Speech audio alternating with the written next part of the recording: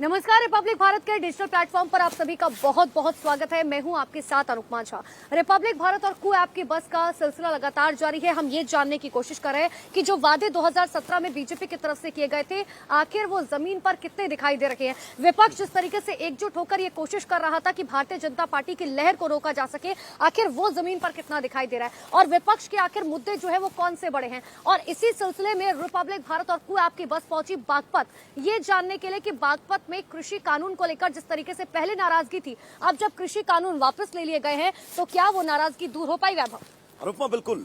अगर बात बागपत की करें तो चौधरी चरण सिंह की कर्मभूमि बागपत, जहां पर ये कहा जाता है कि कृषि प्रधान जो जिला बागपत है और बागपत के अंदर खेती किसानी सबसे ज्यादा होती है। ऐसे में 2017 का जिक्र बहुत ज्यादा जरूरी हो जाता है, क्योंकि रालोद का गढ़ जो बागपत है वो हमेशा से रहा है। और रालोद के गढ़ में जब पिछले 2017 के विधानसभा चुनाव होते हैं, इस विधानसभा चुनाव में बीजेपी 3 में से 2 सीटें जीतती है। और बीजेपी की जो अनुपमा लहर थी, इस लहर में भी बागपत के अंदर जो छपरौली सीट है वो आरएलडी के खाते में जाती है। इससे आप ये अंदाजा लगा सकते हैं, क्योंकि पूरे प्रदेश में इकलौती सीट छपरौली जहां पर आरएलडी जीतती है, वो भी बीजेपी की सुनामी में। जिस तरह से बीजेपी ने 325 तक पहुंची आंकड़ा, उस सुनामी में अगर एक सीट छपरौली की आरएलडी के खाते में जाती है, इससे आप ये अंदाजा लगा सकते हैं कि चौधरी चरण सिंह और उसके बाद अजित सिंह, लगातार जयंत चौधरी, तमाम लोगों की जो छाप है, तमाम लोगों की जो मांग है जिले के अंदर, वो अभी भी उतनी ही बरकरार है। लेकिन इस बार सबसे दिलचस्प बात यह है, क्योंकि जब किसान आंदोलन हुआ, 1 साल से ज्यादा वक्त तक किसान आंदोलन चला, किसान आंदोलन के दौरान तमाम तरह की प्रतिक्रियाएं भी बागपत से देखने को मिली।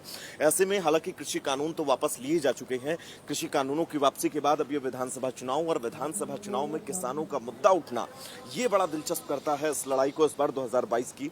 क्योंकि 2022 इसलिए भी अहम हो जाता है क्योंकि 2022 में बीजेपी मिशन रिपीट को लेकर चल रही है और समाजवादी पार्टी और रालोद का गठबंधन है। गठबंधन का जिक्र भी जरूरी है, क्योंकि बागपत के अंदर 3 सीटों पर जो प्रत्याशी गठबंधन के उतरे हैं, प्रत्याशियों को लेकर भी अनकही दरार जो है वो समाजवादी पार्टी और रालोद के खेमे में जरूर है।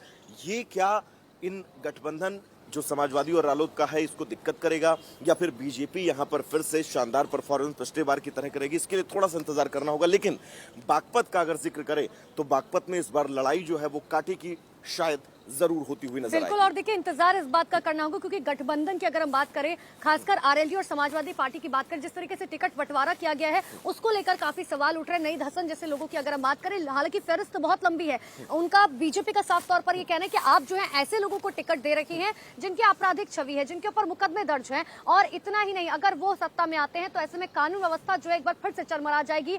और इतना ही नहीं, एक बार फिर से उत्तर प्रदेश जो है लहूलुहान हो जाएगा। हालांकि ये देखने वाली बात होगी कि आखिर अब जो है क्या कुछ होता है। 10 मार्च को जब नतीजे आएंगे तब पता चलेगा बागपत और उत्तर प्रदेश के दिल में कौन बसता है। इसके लिए थोड़ा सा इंतजार करना होगा। लेकिन आज के लिए इस वीडियो में इतना ही। वीडियो खत्म होने से पहले आपसे गुजारिश है, बागपत में जब भी मतदान है अपने घर से निकले, मतदान करें, पहले मतदान फिर जलपान। बहुत बहुत शुक्रिया।